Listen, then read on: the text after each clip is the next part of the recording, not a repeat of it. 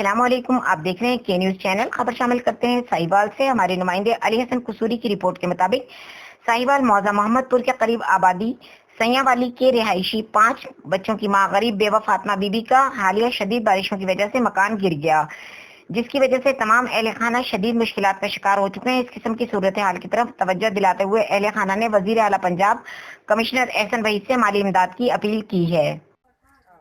ਸਾਡੇ ਕਮਰੇ ਡਿੱਗ ਪਏ, ਸਾਡਾ ਕਮਰਾ ਨਵਾਂ ਬਣਾ ਅਸੀਂ ਗਰੀਬ ਆ